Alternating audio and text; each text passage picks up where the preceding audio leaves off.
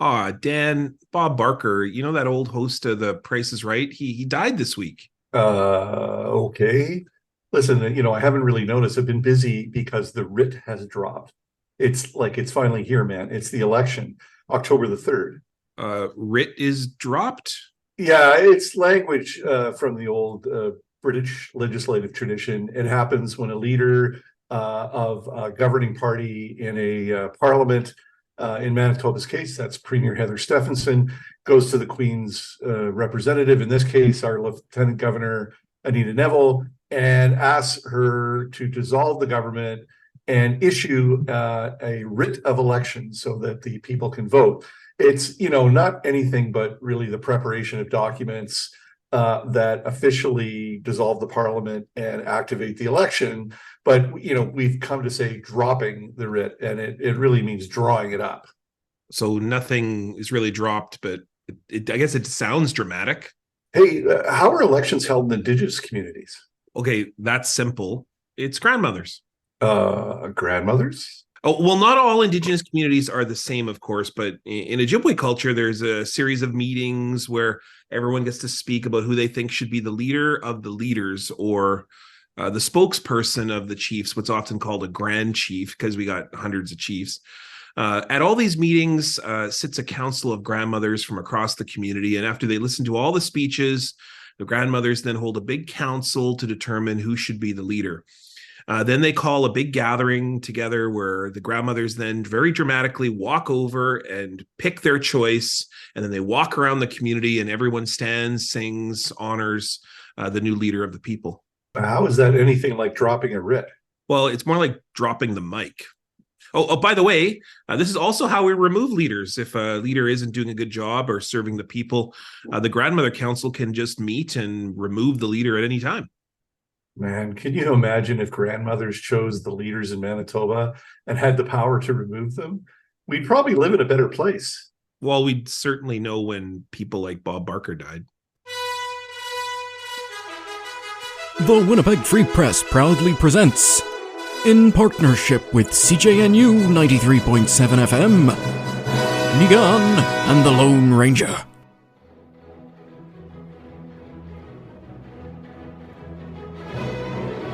Here are your hosts, Niigaan Sinclair and Dan the Lone Ranger Lett. Niigaan and the Lone Ranger are back, but we look different. You got a haircut, man. What's going on with that? That's it. It's election season, and completely opposite to what it's like during playoff season. Indigenous peoples, we cut our hair. Instead of growing a playoff beard, you get an election haircut. That's right. We have to clean up during this time. It's a very dangerous time. Okay. Well, add that to the list of things that I still don't understand about Actually, to be honest, culture. It was just time. I grew my hair during the pandemic, and so for a lot of reasons, I kept meaning to get it cut, and then just eventually went back to the old look. So here I am, and let me tell you, my head is a lot lighter. Yeah, well, it's a lot lighter too, because I'm sort of noticing. Yeah, I'm noticing some trends with the hairline now that I maybe didn't see before. Okay, enough. Best You're not allowed to make that. any more comments at this point. I'm glad it's a podcast versus yes, a TV show. No, for sure. And Bob Barker, before we came on, you alerted me to an important bit of background about the former iconic, now late iconic game show host. Well, I'm shocked that people don't know this. I guess it's just something I've always known, because it is true that every single time you go to any Indigenous household during the day, Price is Right is on, and you go to who's ever watching, usually a grandmother or a grandfather, and you'll be like, "Oh, Price is Right," and they'll say, "You know that Bob Barker's Indigenous." And you'll find, I've always known that because he grew up Really? on the Rosebud Indian Reservation. He's a citizen of the Sioux, or Rosebud Sioux tribe, and he's just very famous in the Indigenous world as kind of one of our heroes. And so it's odd to me that people don't know this, but I guess people are sort of rediscovering it in the wake of his passing. Well, it's incumbent upon me to ask whether or not Bob embraced his Indigenous culture, or whether, because it is true, there's a lot of people in Hollywood film and television who perhaps didn't make it obvious, like they had to hide it, or felt they had to hide. Oh, for sure. Like they're the very famous musical theater icon Will Rogers and various other writers, and Bob Barker came up during a time when it wasn't very cool to be Indigenous, and certainly wasn't good to talk about it. But he very much, during most of his life, donated and supported Indigenous rights and the ways in which his community were struggling for representation and recognition. And lots of people often would comment that he would be the person who brought Indigenous some issues to the mainstream in various different ways. And so, yeah, no, absolutely. I think Bob Barker's a hero to many Indigenous peoples. Well, happy trails, Bob. We're sorry that you're gone. I don't know anybody who disliked him per se, so that's a hell of a thing to say these days. So way to go, Bob. Yeah. I mean, as we noted earlier, the second biggest story in Manitoba after Bob Barker's passing is the start of a Manitoba election. I mean, and I will say this is the official start of the Manitoba election, because those pesky New Democrats, they have been campaigning already for 28 days. They have turned the 28-day legislative campaign into a 56-day campaign, a strategy that we have yet to see what kind of results that's going to produce. But man, they have been out on a daily basis and have issued a large body of work for us to assess. They were making campaign announcements when there was only the shadow of a campaign, or you certainly couldn't get other political leaders in Manitoba to talk about elections. But the NDP's been for quite a while now making policy announcements and promising things. But this week, I think probably the most worst held secret, but also the kind of interesting approach that Heather Stefanson took to drop the writ or to announce the election, doing it in a supermarket, or doing it in front of a kind of what everyone's worried about right now, which is price of groceries, affordability, inflation. It's interesting that she's chosen that to be the big moment, the big announcement, the big entry of the election campaign, because that's very much a federal issue, but sort of bringing it home and bringing back the things we've been talking about for a while, likening the NDP to Justin Trudeau. Yeah, affordability matches up well with the two other announcements that they did make, some pre-writ announcements of their own, although very small number compared to the NDP. They did an announcement where they were going to launch yet a new legal challenge against the carbon tax. Having already done that once and lost, they appear to be headed towards some other, date in a courtroom, and lawyers will get paid and the rest of us will be left scratching our head. And the other one was parental rights. Now, so they made an announcement that they're going to enshrine a deeper, broader set of parental rights in provincial legislation. Parental rights, that term has become the dog whistle for people who want to ban books, limit or eliminate curriculum in schools that deals with sexuality, gender identity, homosexuality, and the LGBTQ plus issues.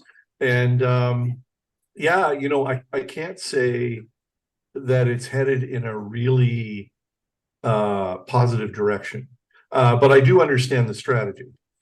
Yeah, I mean, the strategy is pretty simple. It's to shore up the base, but also in a weird kind of worry of other, do we call them fringe parties anymore? I mean, the kind of the keystone element within the conservative movement, to make sure to give a sort of tip of the hat to those who might be considering to vote for a more harder conservative social issue driven party. to sort of signal those issues early on in the campaign, maybe to talk about more other things that might be getting more to the center. So getting those things out early, but certainly doing the parental rights move, which is very much reminiscent of what Blaine Higgs is doing out in New Brunswick and out in the East Coast there. It's certainly divisive, and it certainly draws some pretty distinct lines between a conservative social movement and then a progressive kind of center movement, particularly when it comes to LGBTQ issues.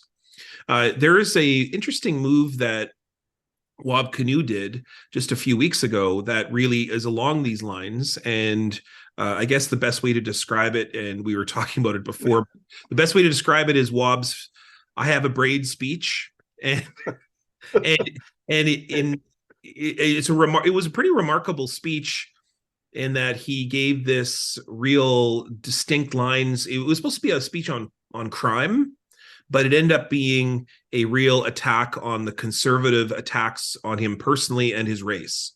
Yeah, I think the decision to say something, I mean, everything that happens in an election campaign, there's a risk-reward equation. So the reward that Wab and the NDP are looking for is in calling out the Conservatives for some clearly unsavory, attacks on him. The advertising that they're running, particularly the ads that featuring the PC candidate in Fort Rouge who's running against Wab is a former police officer. They're running those ads across the entire province, almost. Yeah. Particularly across the city. I have one, it's not even my riding, but there's a bus bench just down the street from me. And here I see this fight between Wab and this other candidate, but very much making it about Wab. Yes, referencing his troubles with the law when he was a young man, and suggesting that violent crime would become worse under a Wab Kinew government, which is, it's remarkable. And it is, it's an inescapable part of the political debate that political parties and political leaders, are constantly accusing each other of doing things to prompt a rise in violent crime. When really there's very few instances where you can say that a government policy or a lack of government policy did anything to actually affect the amount of crime. It's socioeconomic. It's complex. And so accusing one party of being a gateway to higher violent crime, and that allegation coming from a government on whose watch there has been a profound spike in violent crime, should be evidence enough that this is totally a phony war. It's an intellectually dishonest debate. We should be talking about, I suppose, ways of attacking the root causes of crime and violent crime. Instead, we're trying to pretend that in this case, a First Nations premier and the government that he would lead would somehow promote violent crime. It's preposterous.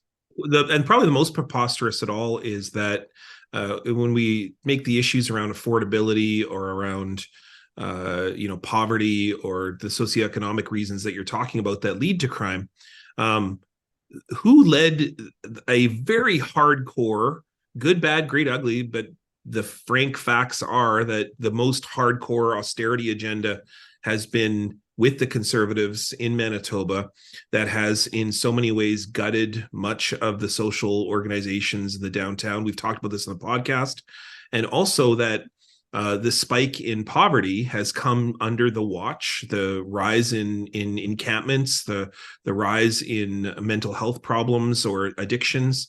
You can put a little bit on the pandemic, but you can absolutely 100% put this on how a number of years of conservative rule in the cuts of ERs, the cuts of mental health programs, the cuts to social organizations in the downtown area. So, I mean, it is very interesting to keep making this about crime, but to blame it on one party that hasn't even been in power for a very long period of time, and then sort of ignore all the cuts that the austerity agenda has been made under both Brian Pallister and Heather Stephenson it's kind of preposterous to make this argument. I already said preposterous. You need to find another word.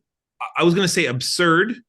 Okay, that's making, like, because it just seems to be almost ignoring the facts. But I guess, facts don't really matter as much in election campaigns as much as what bus ads look like.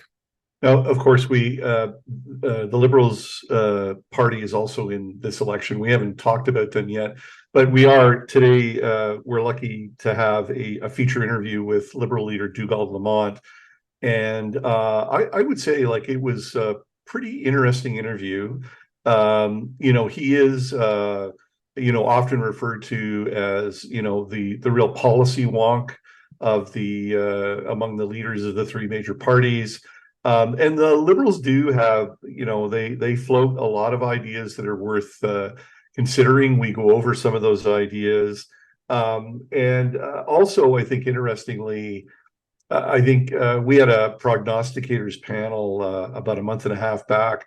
We brought in pollsters and political scientists, Chris Adams and Curtis Brown, and we all had to make our predictions, and we all predicted that it's going to be a very tight election. I don't think anything's changed from that. But what that means is there is new focus on Dougald Lamont, and the Liberals currently hold 3 seats, but they've had strong showings in by-elections. So it'll be interesting to see what role he has to play.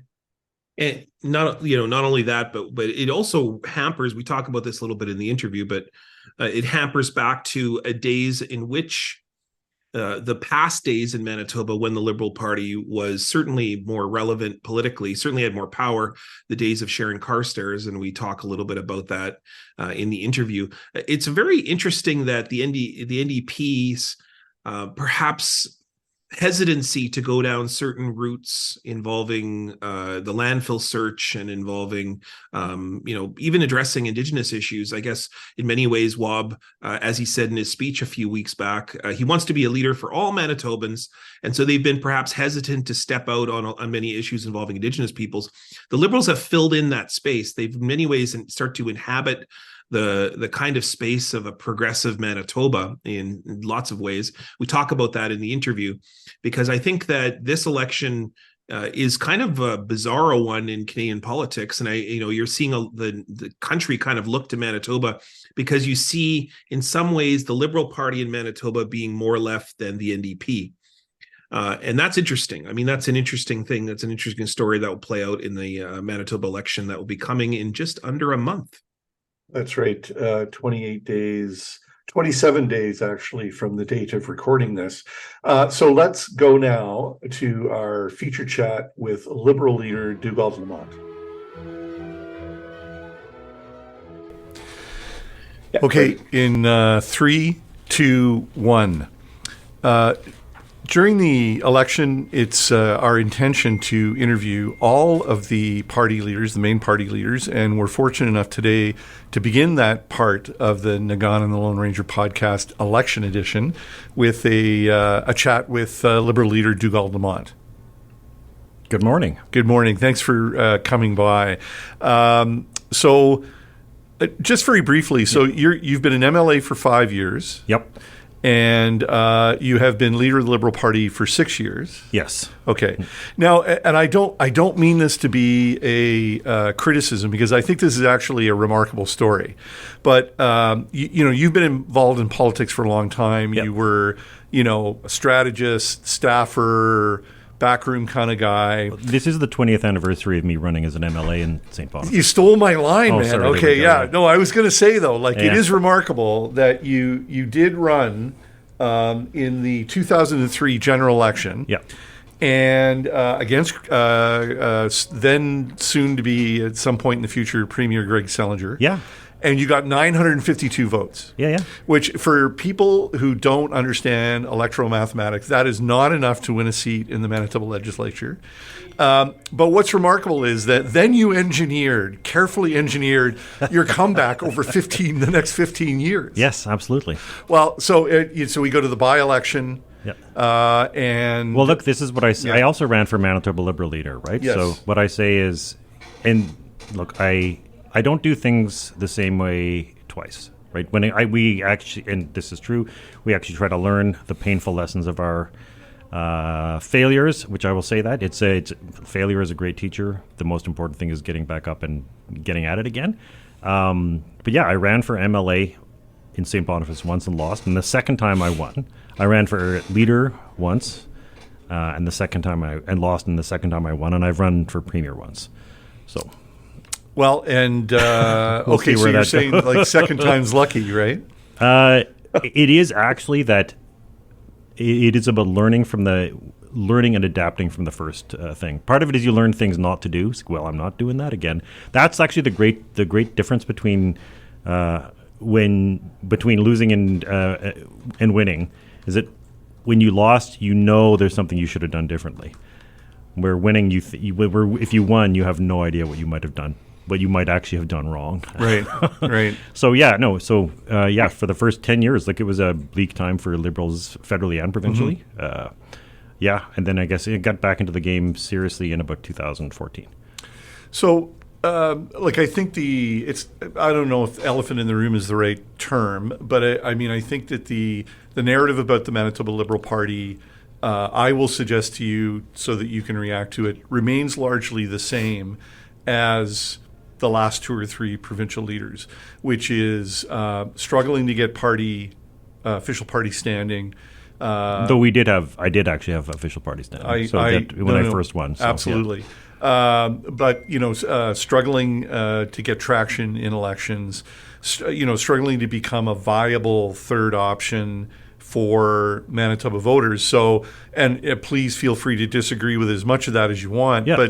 But going into this election, what sort of do you have intuitively, instinctively, or actually, yeah, that you think this election is going to be different for the Liberals, that you're going to find that traction? Well, look, I think part of it is that, I don't think the past is the complete guide to the future. But part of it is things are different. I mean, if you look at what the other two parties are offering, when you look at what the PCs have got, you have some really terrible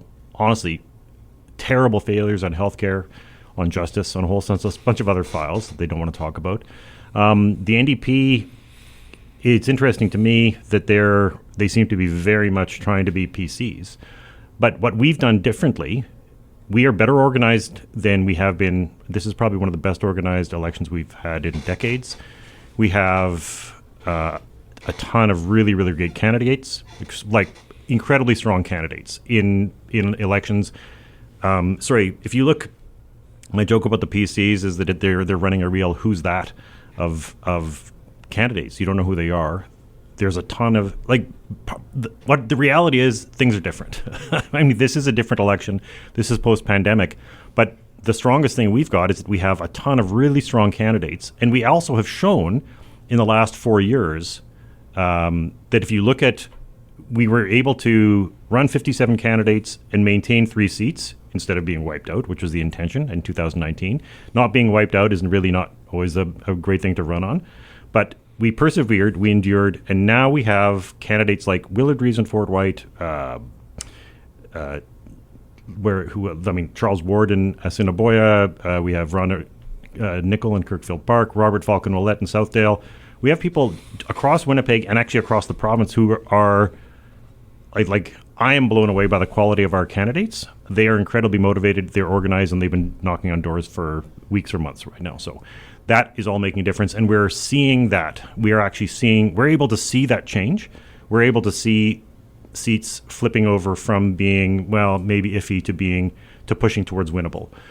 So I mean, the thing that's really different about this election is that I don't know whether the other two parties can win government. I mean, I don't know that they can win, certainly not a majority government. And that makes a big difference because I certainly don't think anyone thinks they can agree. I've talked to lots of people who don't think the NDP and the PCs deserve a majority government.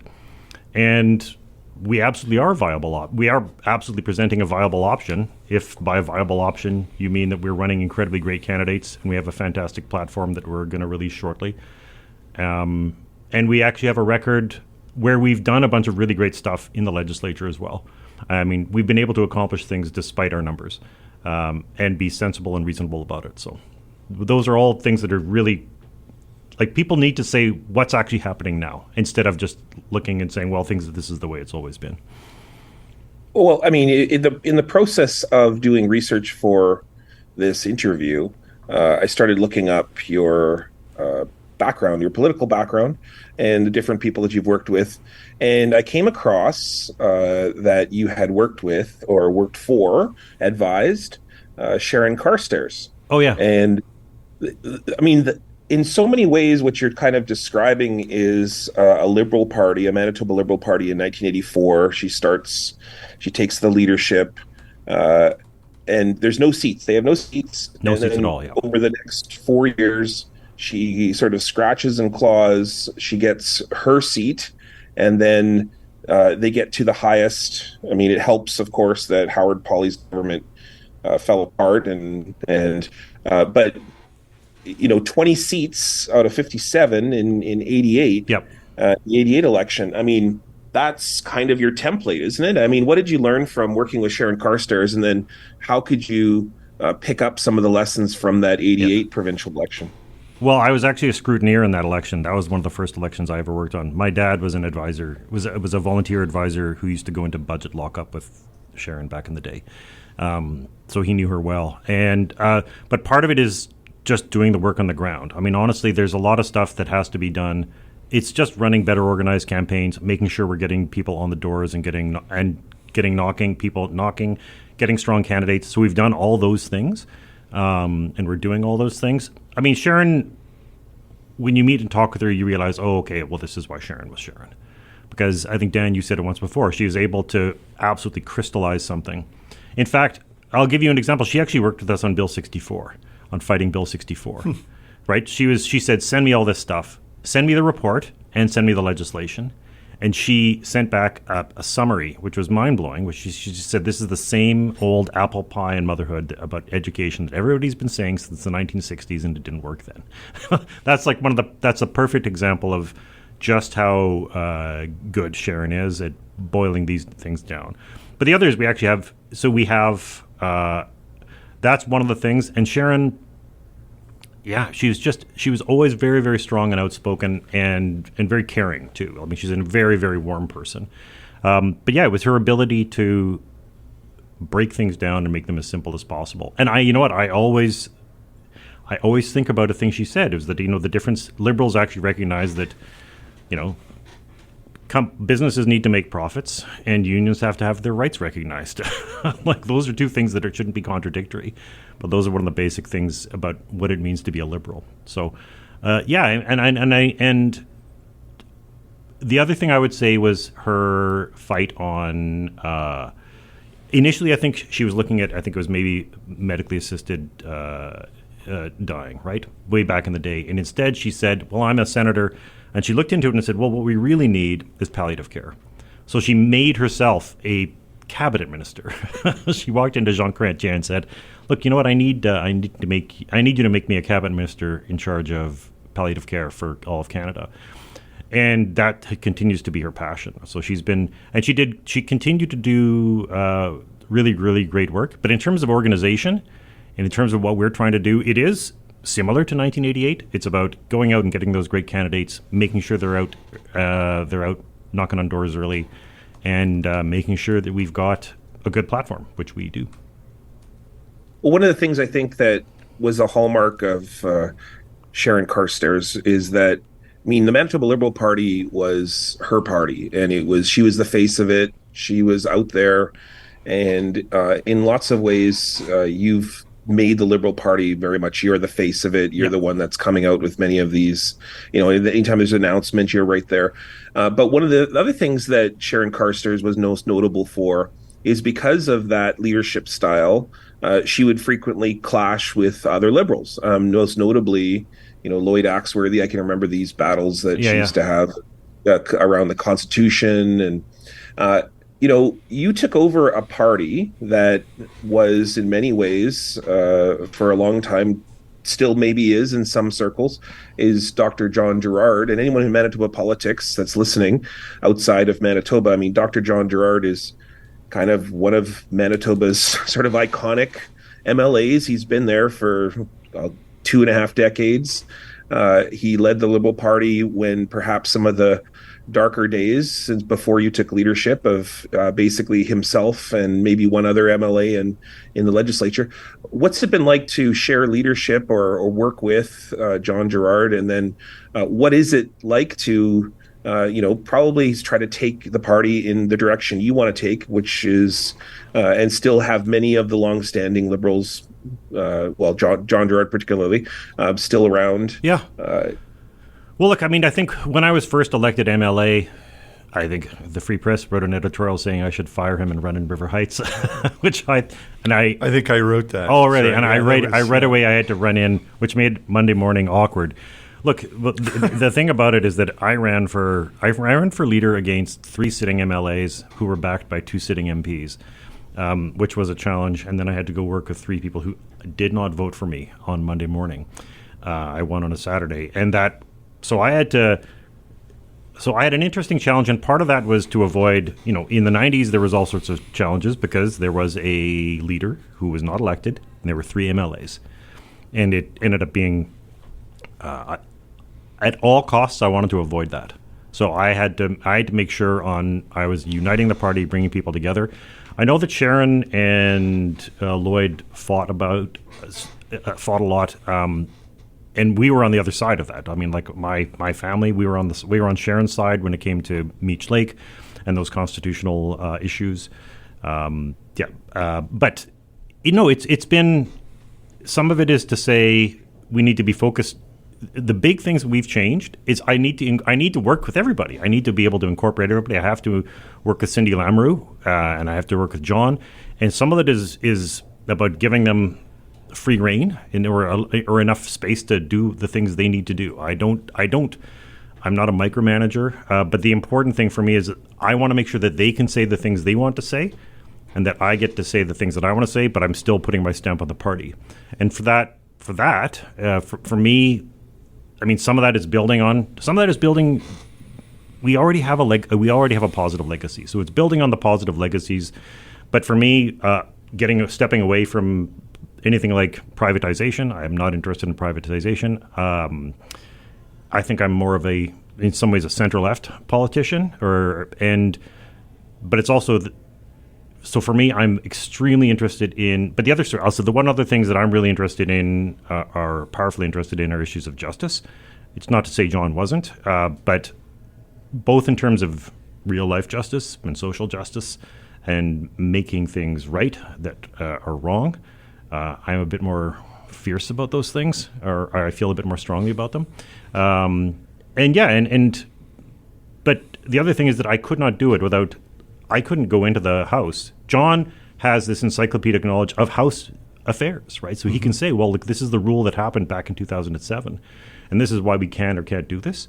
I mean, part of it is just, I don't feel, you sort of have to work with the team you got, and you have to bring people together. And we've done that. I mean, that was it. There was a point when, like early on, I was working with a bunch of people who did not vote for me, and but we kept it all together, and we got elected. So, and we've made significant changes. So that's been part of it. It's been an incremental process of dealing with these things. But letting John, because John continues to come up with important insights that we wouldn't have otherwise. Yep. Whether both on 2 areas, one is the environment and the other is on pandemic preparedness, for example. And the pandemic was on his radar in February 2020, and he was saying we have to get ready for this right now. Yep. So we've had that. We're all kind of policy nerds, but it's just about making the best use of everyone's strengths. So you had mentioned about you have to learn from your mistakes, or that you do learn from your mistakes and you become better. So political leadership is so much different than just being an elected official. Yeah. And I commit to you that this is a question where we'll ask all leaders. But what do you think are your strengths and weaknesses? What have you done well? But what are the my big weakness is I'm too humble. Yeah, that's right. No, that is the line. And I don't think I think humility works into it. I don't know about humble for any political leader. But more importantly, though, like you look, 5 years is a substantial body of work for a political leader. What do you think you've done well? What do you think you wish you did better, and are still working on to become a better political leader? Yeah. There are, in terms of the things we've accomplished, I mean, I think there are a whole bunch of areas where we put forward, as we tend to do, Manitoba Liberals tend to do, we put forward great ideas and they get stolen by other parties and they take the credit for it, that's life.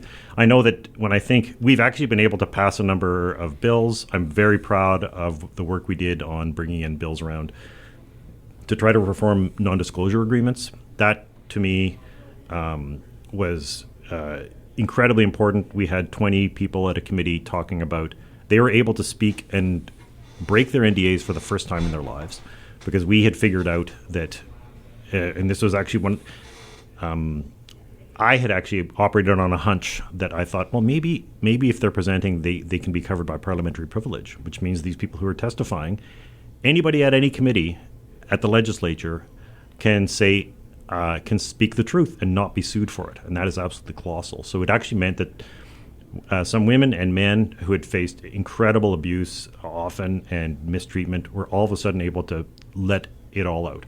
So I'm very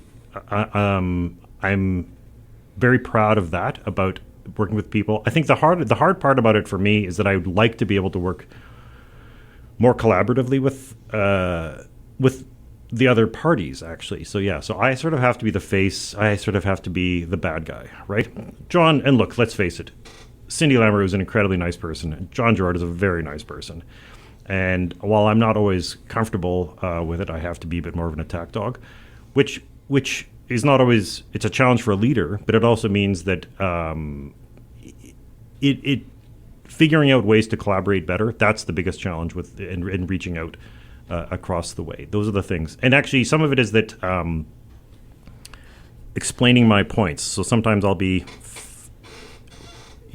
like this is with my staff and with the public, if anything, it's unpacking what I'm talking about, because I've already skipped ahead 4 steps and I haven't explained how I've gotten there. Right.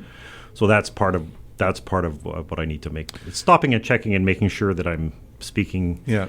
Speaking, not just not using $2 words all the time. So I think if, and I have spoken to a lot of Liberals in advance of this interview, so I think that the theme that comes across most often is that, you're incredibly knowledgeable, you really know how to tear into issues, the finding an opportunity for those people to break their NDAs. Yeah. I think that's a fair representation, that you're looking at the political and legislative processes with a keen eye. I think that the what other Liberals would say is that the retail politics, which is really how you look, how you sound. Yeah. I mean, it's not necessarily the most substantial part of the job, but it's an important part of the job. That you struggle with retail politics. Would you accept, or maybe talk to me about getting, when you're leader, you have to be good at the retail part. Yeah. Tell me, was it hard at first? Do you still find parts of the marketing of a political leader, the marketing of the party brand, to be tough? No, it's my challenge is that I don't like being fake.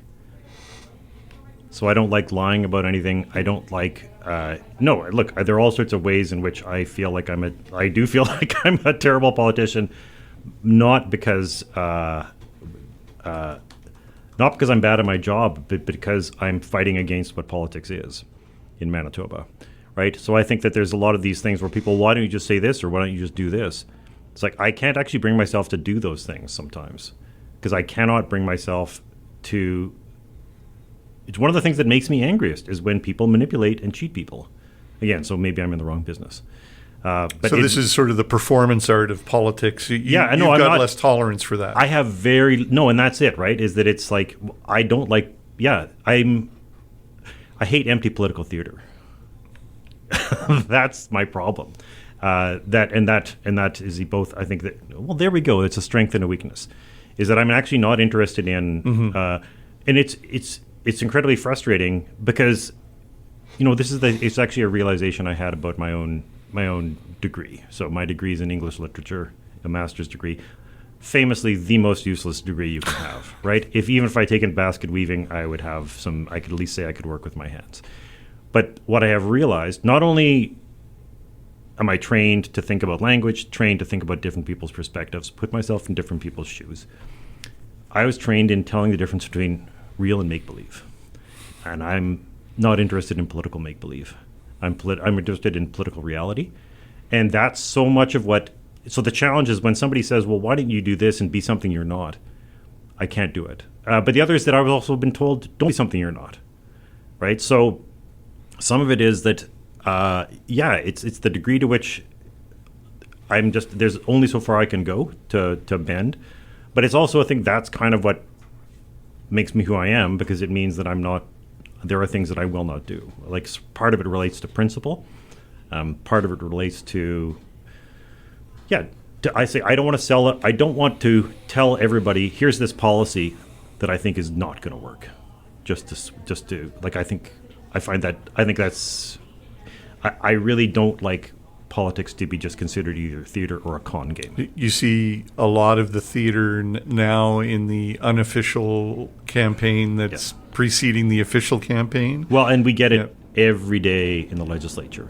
It's a lot of where questions aren't asked, the non-questions aren't answered. There's a lot of screaming and insults. You literally have debates over some things that are completely, like I say, they're disconnected from reality. Like we're not even talking about things that are. Actually, there's a perfect example. The PCs were buying an ad. They bought an ad about ankle bracelets for a program that doesn't exist yet. So, and I've seen debates break down where and everyone is having a huge debate. For those of you listening right now, I actually have my hand and my head in my hands. Yeah, head in his hands. Yeah, because literally nobody understands what's going on, and they're all wrong. So we had a huge fight over there was this huge thing about, well, is the government going to be able to pay any of its employees? Oh, we're all freaking out. Oh, there's this. None of it. It was all completely irrelevant because nobody in that place actually understood the rules. It was absolutely, so you have people,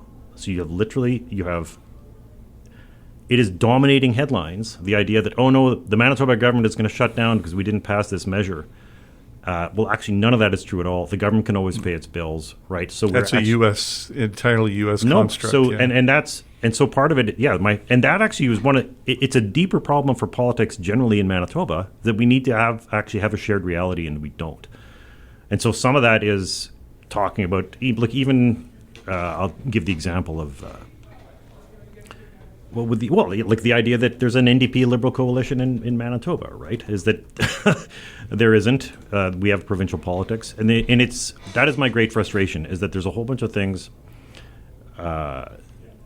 where it's controversial. It's like a hot button issue that is really something that is really a Twitter fight, and it's all of a sudden it's getting a ton of news when really it's a Twitter fight, and that's where it should stay. Yeah. Well. So you've done a few different catchphrases there. If everything's wrong and nobody knows what they're doing, sounds like a campaign slogan. But but at the same time, you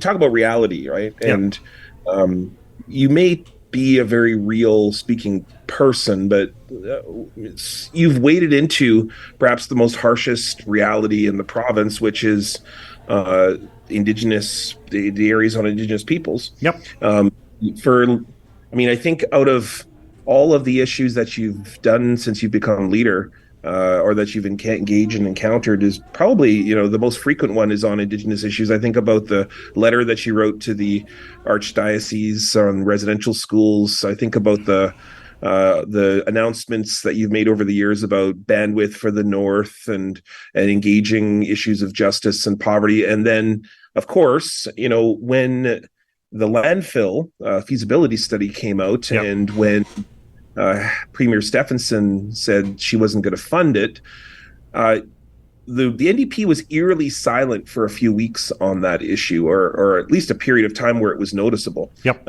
You came out right away and said that you'd be willing to fund half of the landfill, even though we're talking about $184 million. Why is Indigenous issues such a passion for you? And then second is, why do you really think that you could afford to pay for the landfill search? It's a funny thing. Look, my family has always had some sort of connection. My grandfather worked with a guy named Roger Teye, who was a Métis. He was the first ever Métis, self-declared Métis politician in the federal cabinet. He was a Manitoba Liberal. My grandfather worked with him back in 1930s when they were living in Headingley, and you'd have Métis families going through, and camping. They'd see them in spring and they'd see them in fall. And my family were living in a shack on the banks of the Assiniboine River. So, despite having been had an education at the U of M, right, having a law degree, my grandfather's living there. Literally, I mean a shack, an actual shed. So, and then throughout, because we were liberals, it was like this is what liberals did. That there was, and some of it is just the fundamental recognition. The reason why I stand for Indigenous rights or women's rights or LGBTQS rights is because they're human beings. And the other is that purely by accident, my aunt, who lived in when I was growing up, her law partner was Marion Meadmore, Marion Ironquill Meadmore, who was the first ever First Nations woman called to the bar in Canada. And my aunt, who lived with us, was working on CFS cases back in the 70s and 80s, and would come home and talk about how absolutely disgraceful it was that in Manitoba you can have all your rights taken away just on the word of a social worker.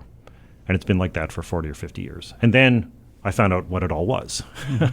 Right? So part of it for me is that I hear what people are saying, and this is just a moral issue. We cannot treat people this way, right? No.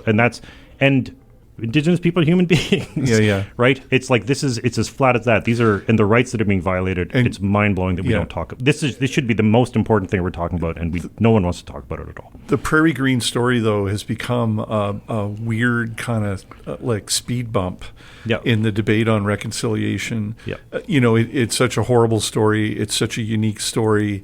The issue of searching the landfill has become divisive in a way that I don't think people completely understood. Those of us at the Free Press, I mean, we certainly know when we write about it, we are getting, it's not a scientific measurement of public opinion, but we're getting so many people expressing anger and resentment at the idea of the money being spent. Now, So and I'll address that. yeah. Sure. So I was going to say, you've got the NDP who may or may not be kind of playing down the issue. Then you have the Tories who seem to be almost stoking anti-reconciliation sentiment. You guys came out really strong, really early on the issue. So, like, with all of this other stuff that you've discussed as a context, though, but why take this on when it's clearly a more divisive issue than maybe some of us thought it was going to be? Well, we'd already made the commitment. We made the commitment. So we were getting questions. We had a couple of questions from, so candidates were out there, and somebody said, "What's our position on this?" And this is in maybe May, I think. And we looked at it and we said, "Well, this should be done," and so I wrote a letter to Grand Chief Merrick and Cindy Woodhouse. Regional Chief Cindy Woodhouse in June, and said, we'll support this.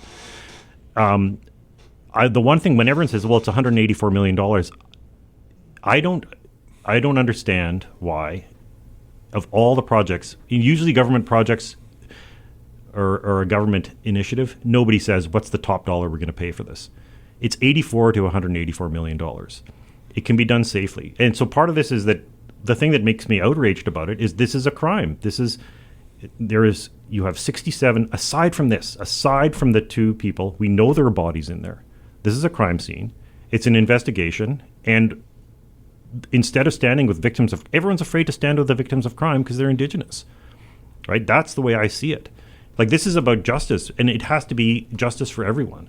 Like, to me, it's not that it's a no-brainer, but the Manitoba government has tons of money to spend. The Manitoba government's job is to administer justice. That's its job. And they're refusing to do it. In other provinces, this would never come up as some kind of referendum issue. The PCs are basically running, it's absolutely horrific that they're basically using this as a wedge, because it completely flips what we're supposed to be talking about. We're talking about people whose family members were murdered, and their bodies, we know their bodies are there.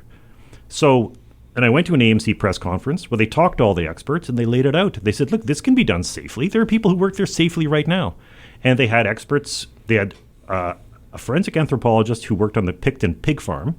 You have people who've searched landfills in Sault Ste. Marie and in Toronto. We do this, but they don't have votes on it, because the problem here, like, again, people. This is when the PCs talk about the NDP defunding the police.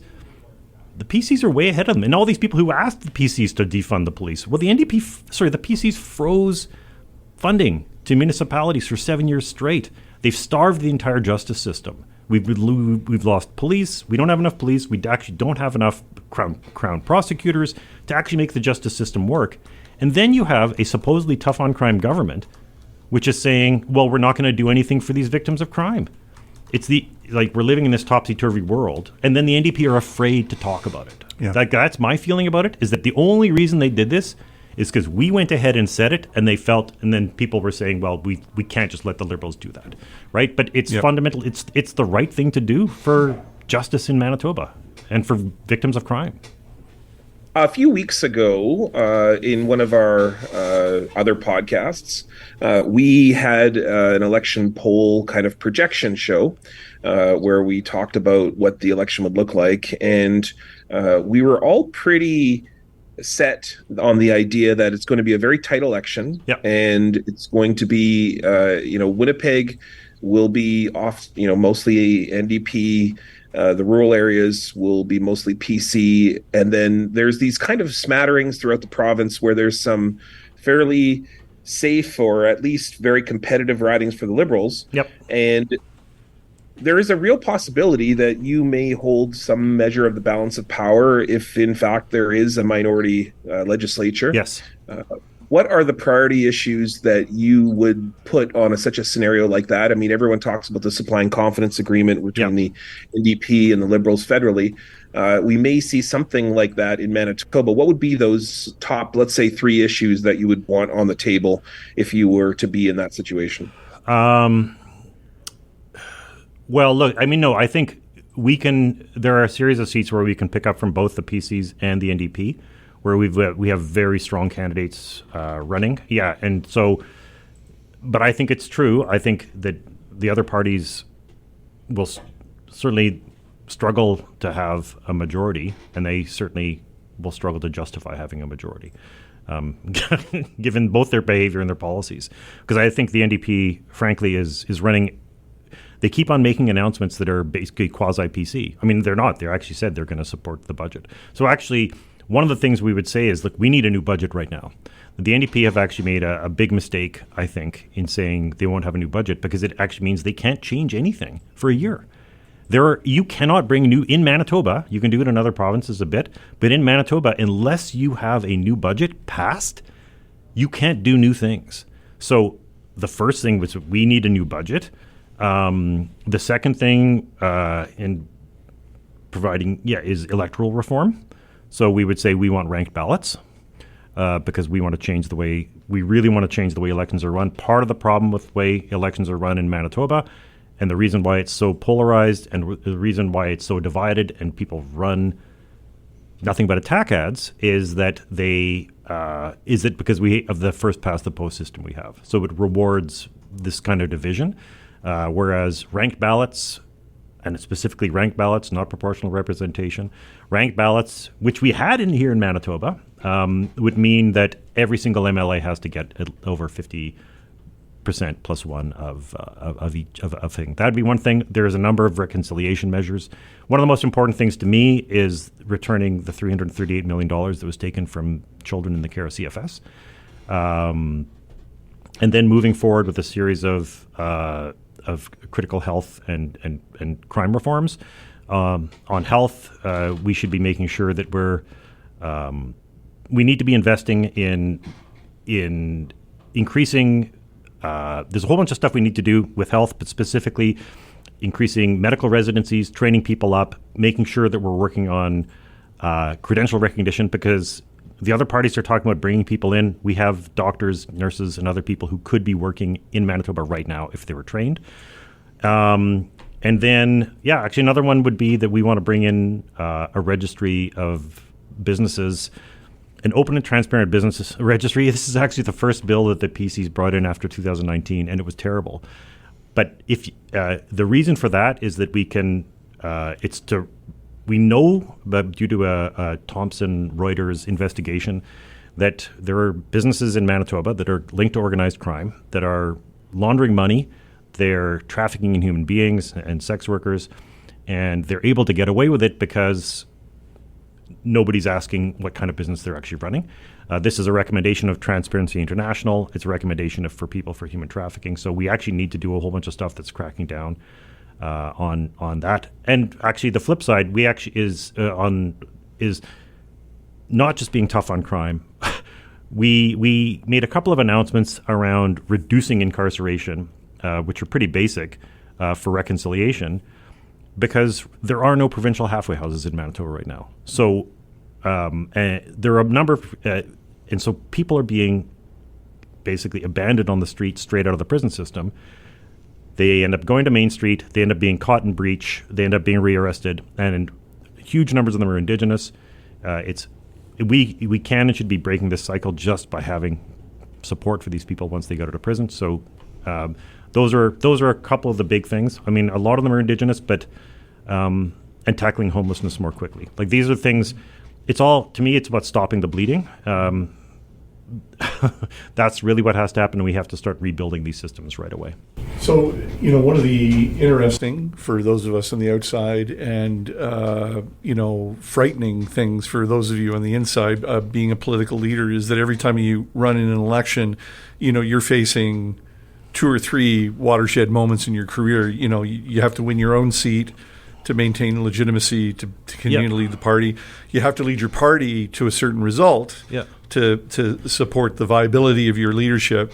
So do you, in your mind, do you have like a minimum standard or a target that this is what I have to achieve in this election so that I can, look to the membership of the Manitoba Liberal Party and say, I'm going to stay on as leader? Again, I don't think about that at all. I'll be honest, I don't think about that at all. Not at all. I really know. It's like, I don't think about it in those. I don't think about it in those terms. I have to do everything I can to win as many seats as I possibly can, right? And if you don't know, like, nobody can tell me. None of us know how many seats anyone is going to win. No, right? No, we established that in our prognosticator panel. So it's my job. Some of it is that one of the lessons I took away from when I ran for leader in 2013, I was crushed by it because I started to look. I listened to too many people who told me that I was going to win. And then when I didn't, it was crushing because I had started to look past that point. So part of this is purely a question of focus for me. Of I cannot worry about that other stuff because the entire point of what I'm trying to do is get the best possible result on October 4th. Right. By October 4th, on October 3rd for October 4th. And then we figure stuff out. Like, it's the same thing when people talk about, that's why I don't talk about coalitions. That's why we don't talk about, or like, those are some of the things. But I think the important thing is it's actually more that because we we'll be able to say if we pick up seats and if the other parties don't do well. And look, I think we can pick up a lot of seats, quite frankly, depending on events. But it means that there's a bunch of stuff that we can actually get done. So quite frankly, both our ideas are worth paying attention to. I got to say when we have thought about it and we've talked about it, but the mathematics is tantalizing, right? Like, so overall, when we did our, we had Chris Adams and Curtis Brown and we all did our forecasts. So really, so you guys have got 3 seats. If you hold, and let's say you were to win 3 others. Yeah. Okay. All right. That almost guarantees a minority mandate. Like I'm not prepared to say which party would have the right to govern. Neither are they. Yeah, no, I know. But I got to say, because it's so odd, right? Like the NDP haven't really been out of power long enough, and they had such an awful end to their last term in government. The Tories haven't been in power long enough, but Brian Pallister seemed to be on a highway to hell. A sort of macro strategy for the party. So it's a weird election. Very, but you guys obviously, there must be an incredible sense of expectation that it would be great if you did Sharon Carstairs and won 20 seats, but you could really mess things up with 3 more seats. Yep. Yeah. Mayhem. Yeah. No, and I think, but part of the whole point is to disrupt things. I don't think. But in the best possible way. I'm really, when you look at what the NDP is proposing, it is, they promised ERs in 8 years. They promised to solve homelessness in 8 years. I don't know, are they just getting really, really ready for the 2031 election? Or are they actually ready to run? Talk about a government waiting forever, Dan. Sorry, that's my terrible joke. But it is that. But honestly, if you look at the NDP's platform, they are giving people very, very little to vote for them, especially people who are looking for change. Anybody who's progressive, just saying, well, we're going to keep the property tax rebates after they spent months. Talking about how terrible it was and how can you send checks to billionaires, and now they're going to do it, except they're not going to send checks, though. They're doing it direct deposit. Big savings. So we should be saving. That's a fair bit of savings in stamps. There's a couple of $1 million in envelopes. A couple $1 million in envelopes and stamps and stuff. And yeah. But look, I'm a big supporter of the post office, so I don't have a problem sending checks out. But it's this ridiculous idea that they're keeping the status quo, and they really aren't. That it actually is making it impossible to believe the NDP can do anything.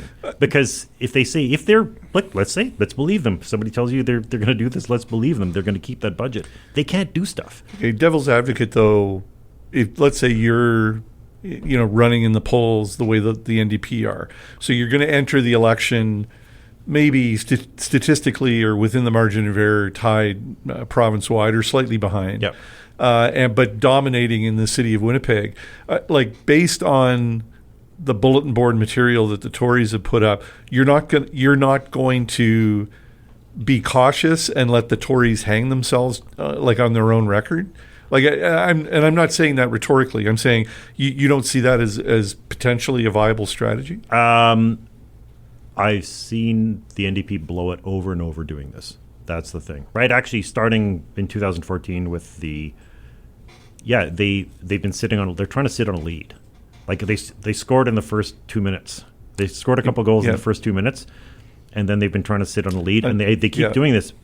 What I've learned, one of the major things I've learned to do is to keep taking risks. So you have to take calculated risks, but you have to take but real risks, and some that sometimes you have to risk to win everything. You have to risk everything. So when I ran in St. Boniface, I was risking everything. Yeah, that was my leadership. That was my leadership, and possibly the entire party on the line in 2018. Yeah, in top flight football, they call it parking the bus. Yeah. So you believe the NDP have parked the bus and are only playing defense right now? Yeah, absolutely. No, and that's it. Is that if you look at their announcements, they're really threadbare. And there's and about 2/3 of them are cribbed from us. They there was an announcement. We came out with an announcement, another crime announcement, because it's critical to. We don't have enough shelters for women, for example, right? We have no emergency shelters in Manitoba at all for women fleeing domestic violence, and we have no provincial halfway houses. So those were a couple of things we announced. So we said, okay, well, we're going to have. They duplicated our call on searching the landfill. After we did it, they also said, okay, well, we're going to create these shelters in Winnipeg, Brandon, and Thompson after we had made the exactly same commitment. So they've actually been, the NDP's, which they've always done to some degree, they're not just playing wait and see, they're saying wait and see what the Liberals say, and then we'll say it too. Dougald, thank you very much for making time. Thank you. And we do say this to everybody who comes on the podcast during an election. Best of luck in the upcoming, well, not quite 20, it could be 28 days or so in the future of your party's career. Yeah. Thanks very much. Thanks. Thank you. All right, we're back. What a great interview with Liberal Leader Dougald Lamont. When you talk to Dougald, when you consider the by-election performances they put in, when you consider the some of the more ambiguous issues of this campaign, the Conservatives trying to riff off Wabkanu's Indigenous background, the Conservatives and their austerity agenda, it's not hard to imagine, people saying, maybe we should try a Liberal candidate. Now, whether or not that can galvanize in any one riding, but even if they were to hold their 3 seats, certainly if they were to win 5 or 6 seats, it almost guarantees a minority parliament. And Dougald Lamont, it then becomes a central figure in the agenda of whichever party has the minority mandate. And it's, I think, a sign of people seeing relevancy within a party is when people who otherwise would find jobs in other industries and have a sense of celebrity and so on start to look to a party and say, well, I'm going to run as a so-called star candidate. And very famous Winnipeg Blue Bomber Willard Reeves is running out there in Fort White, and anyone driving through Fort White these days can see that they're hard pressing. They see that seat as available, and they see that seat as a possibility.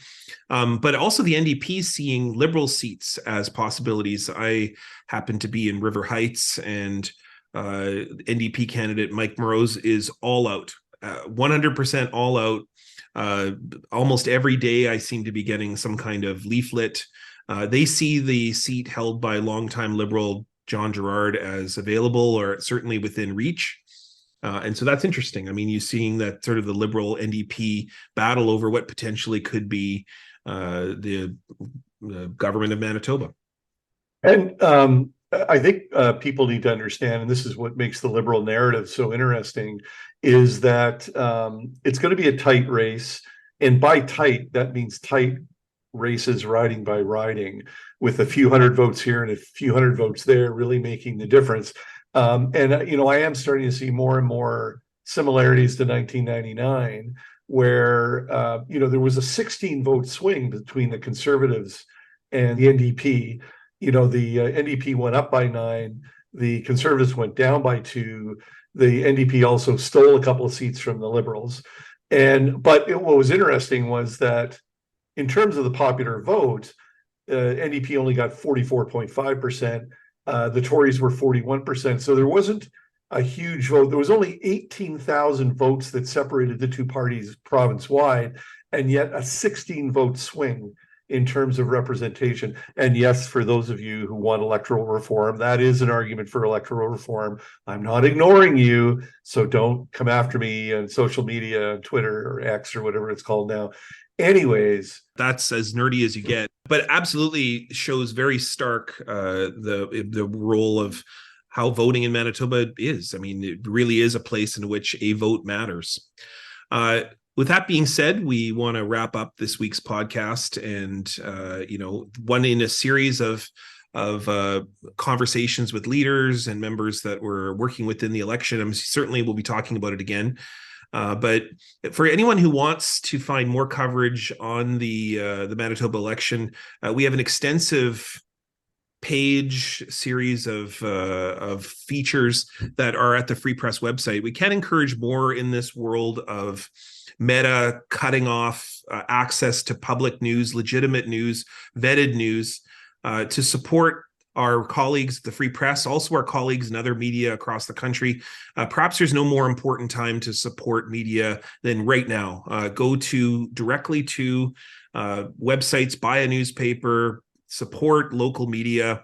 That's how we're going to save legitimate media in this country. So we encourage everybody to do that. And speaking of, a huge thanks to our wonderful colleagues over in CJNU and our producer, Adam, who's back yet again for another season of Niigaan and the Lone Ranger, and all of our great colleagues at the Free Press, Wendy Sawatsky, Paul Simin, the editor, who put up this podcast and put up with us. Yes, put up with us. But then again, we are the content gift that keeps on giving. That's what we are. Thanks to everybody, and rest in peace, Bob Barker. Rest in peace, Bob Barker.